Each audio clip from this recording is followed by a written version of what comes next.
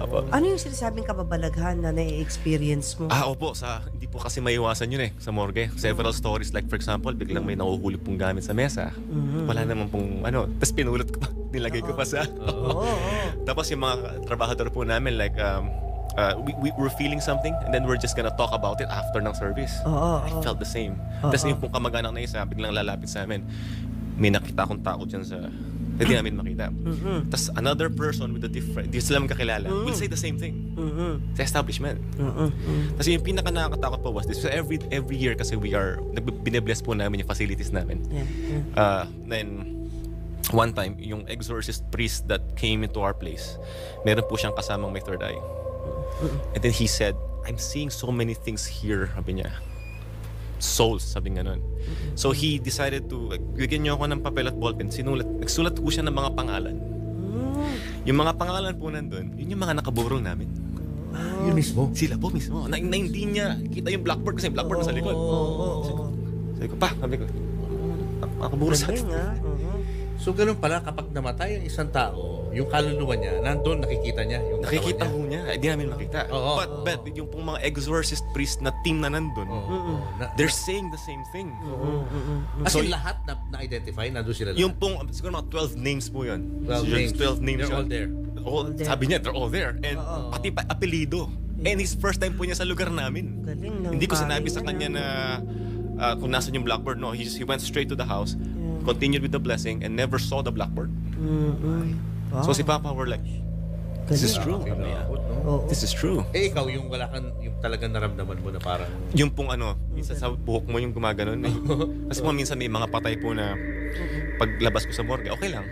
Walang problema. Pero meron po talaga pag lumalabas ka na morgue, hinahabol yung hinahabol yung anit mo na parang... Bakit kaya? Anong message po namin ma-explain. Baka, ang sabi po sa akin nung mga pare, for example, yung namatay po sa aksidente, hindi po nila maiwan yung kanilang mga katawan. Hindi sila ready. Opo, one time din po, pinapa-car wash po namin yung isa sa mga service vehicles namin. And then yung anak nung nagka-car wash, ayaw niya lumapit dun sa sasakyan. Sabi niya, may bata dun sa likod. Tapos that time, yung pong batang yan, nakaburol sa simbahan. So they can see these things.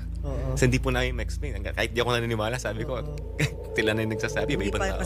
Hindi ka natatakot na pumasok ng ulit-ulit kasi nga meron nga mga mumu. Pero honestly po, may times, halimbawa po, like, namatay po na madaling araw, for example. So siyempre, bubuksan po yung ilaw na morgue.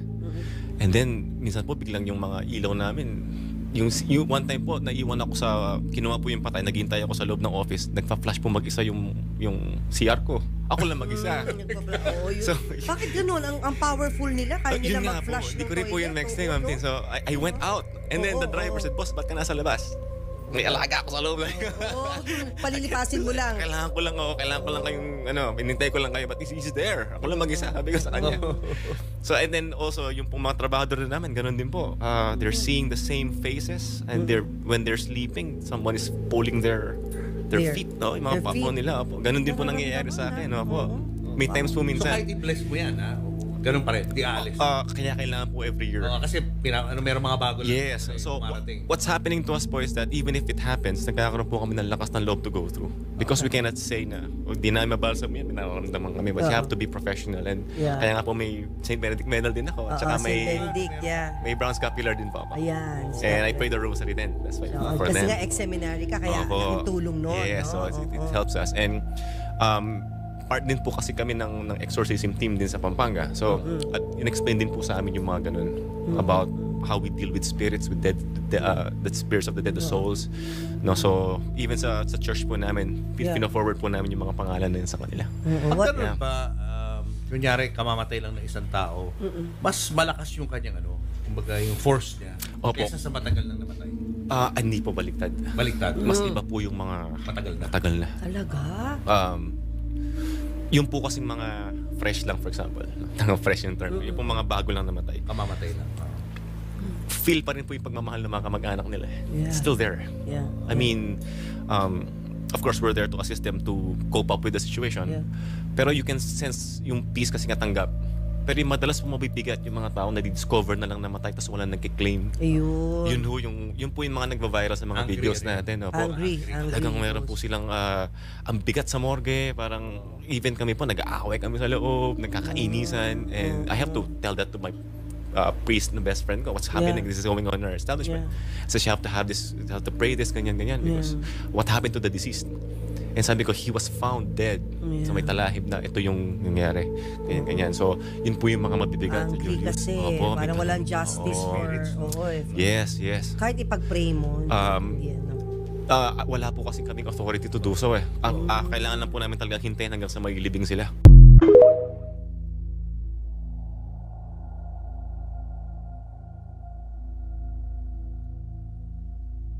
Muna natin namin, kibuyaan ka. Kitibuyaan mo na lang. Gagawin natin, sin ka ko lang. Yan. Oh, yun. Yan. At yung mga tayo, tutuga mo na lang. Ala kuya, kung manapin ni Joseph Garabi, mapuputan. Oh, yan, luwa. Parnampay mo nga rabi ko na rin. Nang diniwan at pa isa din lumabas tayo hangat ito Oh, iba. Meron pa yung isa yan na bumayanapin natin yun. Diyan din yun eh. Yun na yun dito. Nagdudungan-dungan. Hello. Ay, ayaw. Hindi yan. Yan, di may kapat. Jay phone na. Oh, pasobe nga ta, hindi mo lang banda. Jay phone na. Puko mga bigla. Tulad din na Kaya darabi ka, kalaya din tayo ano. Oh, di mo na. Pwede tayong tigi. Okay. Tikbalang sama. Bayo sobra, pinagpartakan nga, di ka raw na. Nay. Bago mo nga nag-isip. Saka napartak di ka raw na. Natamlan. Oh, aray. Da. Yaya. Ay, sa bahay. May naksabatan maray. Pagsablad mo kayo na ka. Karay na ako sa Lawan sa Da. Sa imuli. Kana. Meron pa kanina. Uli. Namal.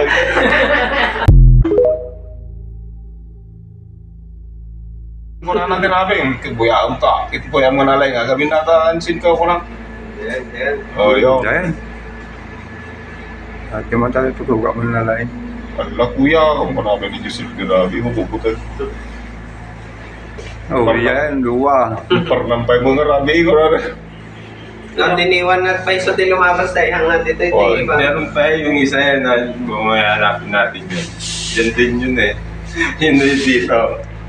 Nagdudungan-dungan. Hello. Ay, ayaw. Hindi yan. Yan, di may kapat. Jay phone na. Oh, pasobe nga ta, hindi mo lang banda. Jay phone na. Puko mga bigla. Tulad din na Kaya darabi ka, kalaya din tayo ano. Oh, di mo na. Pwede tayong tigi. Okay. Tikbalang sama. Bayo sobra, pinagpartakan nga, di ka raw na. Nay. Bago mo nga nag-isip. Saka napartak di ka raw na. Natamlan. Oh, aray.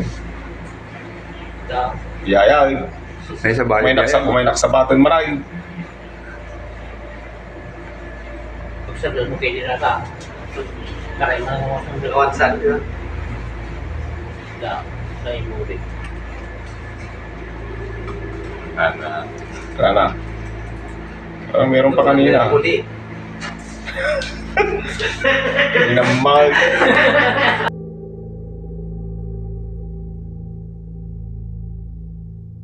Bubukod na nga kami kaya naman naghahanap kami ng mauupahan. So eto for 2 siya per month. Ang gusto ko talaga kasi yung bukod yung kuryente tubig. Kaya lang sa tubig sub-meter siya. So eto na nga yung pinakaloob niya mga mami. So dito ayan ay pinakasala. Tapos dito naman sa bandang kaliwa is yung lababo.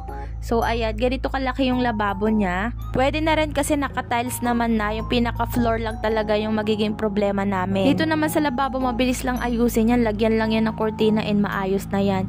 Ito naman yung sa loob ng CR. Yung sa CR, sakto lang yung laki, konting linis lang siguro to. Ito naman yung kwarto, meron na siyang lagay ng aircon and maliit lang talaga siya, sakto lang. Tapos ito kasi talaga yung nagustuhan ko, yung sa labas mga mi, may sariling parking. Kayo mga mi, sa tingin nyo, gusto ko malaman yung comment nyo mga mami ko para makapag-decide din ako. Mga mi, kinalabutan naman ako sa mga comment nyo. Paggising ko, nabasa ko yung mga comment doon sa may pinost kong video. So yun nga yung pinakita kong bahay na sana uupahan namin. Pero kasi iba yung ambience niya. Akala ko ako lang. So story time tayo. Nung tinignan ko yung bahay na yon, pinuntahan namin. Ni pagpasok ko pa lang parang ang bigat nung... Basta ang bigat nung energy ng bahay. Yun yung una kong naramdaman. Sabi ko nga baka OA lang yung pakiramdam ko kasi ganun kasi ako kapag may mga bahay akong napupuntahan. Yung parang pag pinuntahan ko siya, parang feel ko yung bigat kapag parang basta yung ambience, ganun, di ko ma-explain. Tapos pagkita ko ng mga comment dun sa pinost kong video, grabe naman, kala ko talaga ako lang yung nakakaramdam nun. Ganun pala talaga yun kapag unang tingin mo pa lang sa bahay, parang alam mo na kung mabigat yung ambience, kung maaliwalas siyang tira. And ang gusto ko talaga yung maaliwalas nga, tapos may sariling gate. Tapos nagdadalawang isip talaga ako doon. Alam nyo ba na meron akong unang voice over doon? Iniba ko na lang. Ang una kong voice over sa video na yon is, yun nga sinasabi ko doon na parang ang bigat ng ambience, ganyan. Pero di ko na lang tinuloy, iniba ko kasi nga gusto kong makita or gusto kong malaman kung mapapansin ng mga followers ko or ng mga viewers ko kung same sila na katulad ko na ganun din yung tingin doon sa may bahay na yun. So ayun, napakadaming comment, kinilabutan talaga ako mga mi.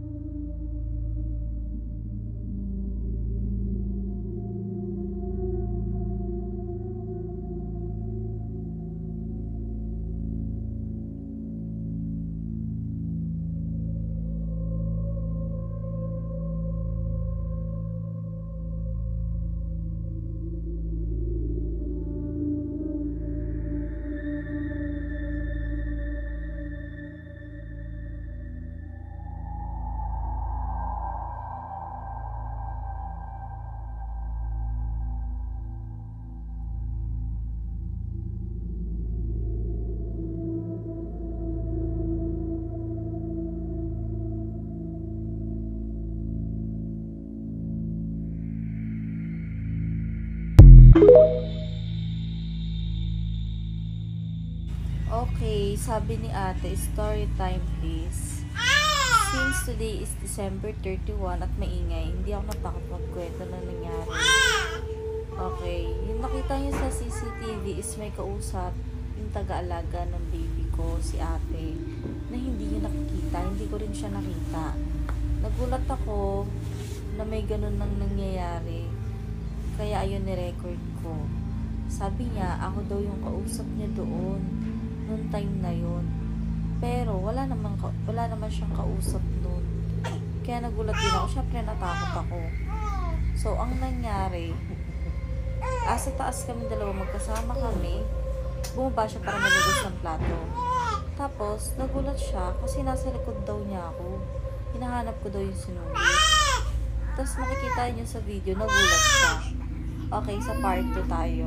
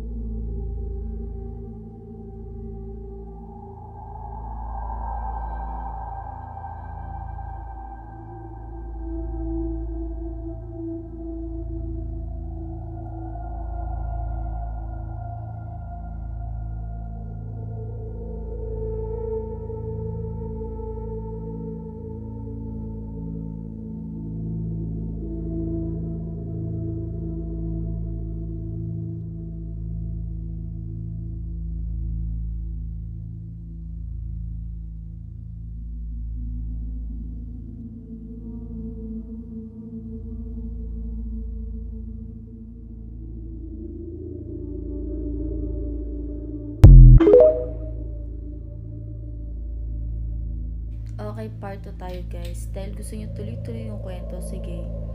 Sa part 1, yung last na nangyari doon is yung nagulat siya kasi nasa likuran daw niya ako. Hindi niya naman ako naramdaman na bumaba ng hagdan, kaya nagulat siya. Ang sabi ko daw, asan yung sinulid? Tinatanong ko yung sinulid. Ngayon yung sinulid ay nakalagay sa istante namin. Ito yung hinahanap ko daw sa kanya. Imagine, nag-aalaga ako ng baby namin. Tapos hahanapin ko to sa kanya. Para saan? Saan ko gagamitin? Diba? So ngayon, makikita niya sa video, tumuturo siya. Tinuturo niya kung saan to nakalagay. Gets niya na? Tapos, kinuha niya doon ngayon. Makikita niya sa video na lumingali nga siya kasi nawala ako sa tabi niya. Pagtingin niya, nasa hagdan ako. Inaabot niya sa akin to. Hindi ko daw kinuha. Ang sabi ko sa kanya is iakyat niya. Ngayon, umakyat na daw ako noon. Kaya, ginawa niya na yung gagawin niya. Tinuloy niya yung ginagawa niya. So, habang nagmamatay ako ng baby namin, umakyat na siya. May dala siyang ganito. Sabi niya, Jengo. Sabi ko, ha, bakit? Ano yan? Baliw ka na ba? Para saan yan? Sabi ko gano'n sa kanya. Kasi wala naman akong hinahanap na ganito. Para saan, diba? Hala, sabi niya, hala, sabi mo, iakyat ko. Hinahanap mo sa akin to. Iakyat ko. Ha, wala akong sinasabing gano'n. Tapos, kinakabahan na siya, namumutla na siya, na parang naiiyak siya kasi nga, nagulat siya. Kasi nga, ako daw yung kausap niya sa baba. Kaya nireview ko yung CCTV. So, habang pinapanood namin yung CCTV, nagulat kami dalawa kasi totoo nga, nagulat siya, may kausap pa siya. Eh di dali-dali akong tumawag sa kapatid ko para magpapunta ng kasama namin sa bahay. Yun yung nangyari. Tapos, sabi sa akin ng partner ko, sunugin ko daw yung damit na suot ko nun. Eh tinanong ko si ate, ano suot ko? Yun din daw yung suot ko nung nakita niya ako sa baba. Yun nga daw. Kaya yun, sinunog ko yung damit ko. Papakita ko yung picture na sinunog yung damit ko. Nilibing pa namin. Tapos dinasalan. Para daw walang mangyari sa aking masama. Okay. Ay, nasa part 3 na papakita ko yung sinunog yung damit.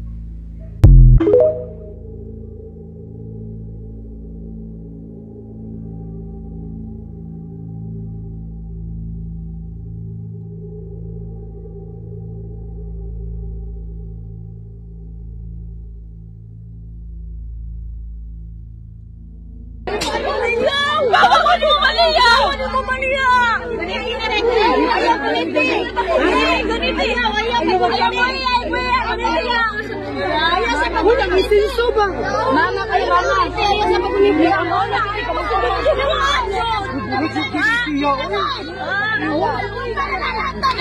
Awan mo mo. Ayaw ninyo sa bata. Gawas mo. Sige magpaalas. Gawas sa so. Gawas sa lang sa kuwan. Ito mo yung sa bata. Sa Maria. Sige mo yung sa bata. Sige mo baka mga bata. Oo. Dino, prinsesa. Lang sa kuwan. Lang sa truck. Lang na siya sa truck. Lang sa truck. Gawa Maria. Si Ting-Ting. Ting-Ting. Apa lagi saya?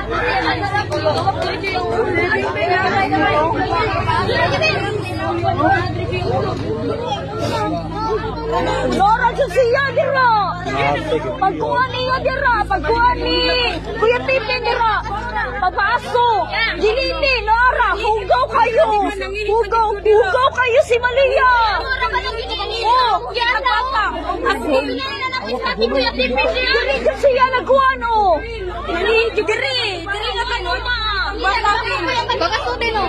Oo, pagpaaso ni. Pagpaaso din ako.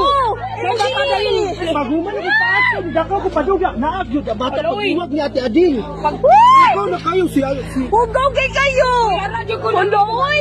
Hugaw ni. Uy! Dinor siya drati sa lang sa sakyanan. Holo. Hugaw ni. Di pagpaaso ni Kuya Tipi dira. Pagpaaso niya sa kwan. Paglili nila. Uy! Nakita na.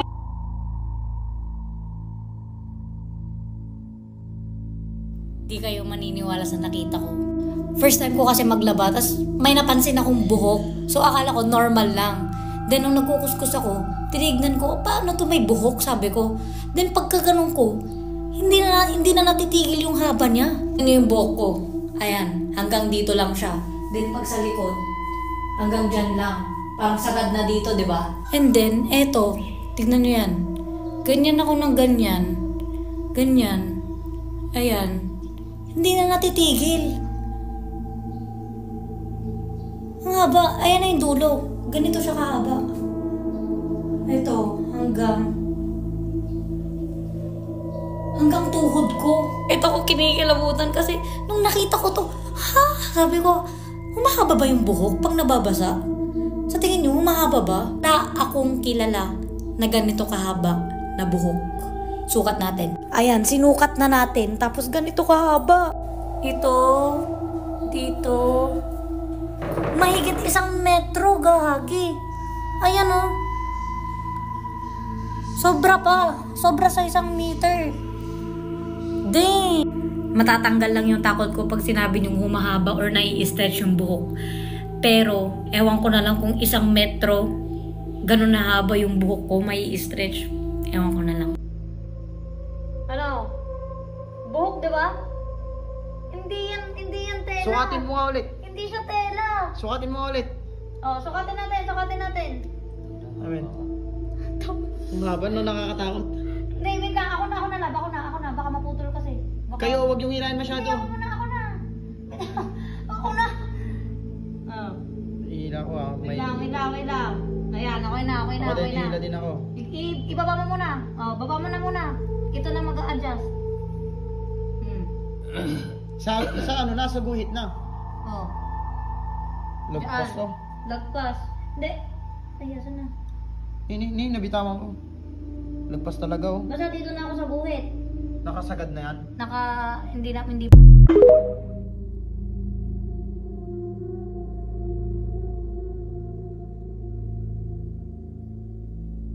Sige, habang nagpapatulog tayo ng bata, horror story time. Sleep na ha. Close your eyes. Doon sa dati naming tinirhan na subdivision, merong nag-iisang apartment doon na palagi siyang bakante. Kami nakadalawang beses na kaming lumipat ng apartment doon din sa subdivision na yun. Pero hindi namin naisip na lumipat doon. Alam niyo kung bakit?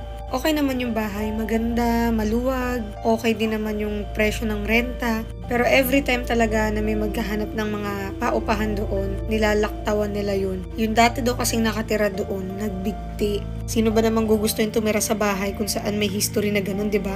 Tapos pinarenovate yon nung may-ari para sana mas mabilis siyang mapaupahan. Meron namang lumipat nung time na after i-renovate. Mag-asawa yun, bagong kasal. Pero wala pa silang 1 buwan, umalis na rin sila dun sa bahay na yun. Paano ba naman kasi bigla daw nag-away ng malala yung mag-asawa? Sa sobrang lala, naghabulan sila ng may hawak na kutsilyo. Gusto nilang patayin yung isa't isa. Ang mismong mga nakakita pa ay yung mga nakatira sa katabing bahay lang din nila. Sabi pa nga nila, sayang daw yung binayad ng mag-asawa kasi may advance pa daw silang 2 months. Pero dahil daw dun sa nangyari, umalis na lang din sila. E di nabakante na naman ulit yung bahay na yun. Hanggang sa one time, may lumipat na ulit. Nagulat nga ako nung dumaan ako doon, galing akong school, grade 5 or grade 6 yata ako noon. Sabi ko, buti naman may nakatira na kasi may bukas na ilaw na sa loob. Tapos may mga gamit na din. Kaso after ilang months, or if I'm not mistaken, parang wala pa ulit 1 buwan. Nagulat na lang kami isang araw, may mga nagkakagulo dun sa labas ng bahay na yun. Yung itsura kasi nung paupahan na yun is may isang main gate talaga, and then pagpasok mo ng main gate na yun, andoon yung mga apartment. Compound yung itsura niya. So nagulat kami, dun pa lang sa main gate, ang dami ng tao, pati yung mga kalaro ko noon, nandoon din, nakikichismis. Tapos may mga taga-barangay. Di napausisa ako, lumapit ako anong nangyari. Pati yung guard dun sa guardhouse, nandun din. So sa kanya ako nagtanong kasi ka-close namin yun. Yung pala'y nangyari, yung bagong lipat dun, nagbigti rin. So parang pangalawang tao na nagbigti na doon sa bahay na yun. Ang pinagtataka talaga mabuti ng pamilya na yun, okay naman daw yung biktima, as in hindi naman nila naisip na depressed ba to, may problema or what. Simula lang daw talaga na lumipat sila dun sa bahay na yun. Dun lang daw nag-umpisa na parang may kakaiba na sa nagiging kilos nung nagbikti. Hindi ko din kasi maalala kung babae o lalaki yung pangalawang nagbikti, pero yung una kasi lalaki. Tapos parang ang dahilan nung lalaki na yun kaya siya nagbigti dahil broken hearted siya. Bata pa daw yung lalaki na yun eh. Kung di ako nagkakamali, nung lumipat kami dun sa subdivision na yun, parang 1 taon or 2 taon pa lang nakakalipas after magpakamatay nung lalaki na yun dun sa apartment na yun. And then simula no, nung yun nga may nagbigti ulit na pangalawang beses, kahit anong gawin nilang pagpo-post sa Facebook para may rumenta doon or babaan yung presyo ng renta or kahit pagandahin pa nila, wala na talagang gustong tumira. Kaya kayo mag-ingat kayo sa mga narerentahan yung bahay. Alam niyo naman yung horror story time ko din dun sa apartment na nilipatan din namin noon. At same subdivision yun. Alam niyo ngayon ko lang na-realize, parang ang creepy talaga nung village na yun. Maliit lang naman. Parang palolipop lang yung style niya. Tapos ang daming mga creepy na bahay. Hindi kaya dating sementeryo yung village na yun. Clue, dito lang yun sa Quezon City. May malapit na palengke. Be, kung ako sa'yo, maghanap ka na ng kasama mo. Ako, hindi ko nagagawin yun. Matutulog ako mag-isa, tapos nakapatay yung ilaw, as in literal na madilim. No way. Sabi ko sa inyo, diba, ilang beses ako naka-experience dun sa dati naming apartment na may humahatak sa paa ko. Yung tulog ka naman, tapos mararamdaman mo na biglang may humatak sa katawan mo, sa paa mo. Diba may batang nakikikwento. Minsan pag ganyan mag-isa naman ako sa kwarto at gising pa ako, tas patay ilaw. Yung bigla kami naririnig na parang may naglalakad sa hagdan o sa labas ng pinto ng kwarto mo. Minsan makikita mo yung parang may anino na dumadaan sa, yung sa ilalim ng pinto. Syempre diba may konting uwang pa yun. Awang ko.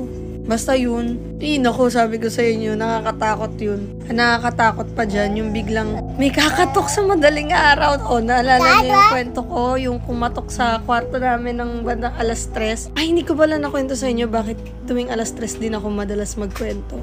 Ang dami kong kwento. Comment down below kung gusto nyo malaman bakit nga ba tuwing 3 AM nag-upload si Ate Aina ng Horror Story Time.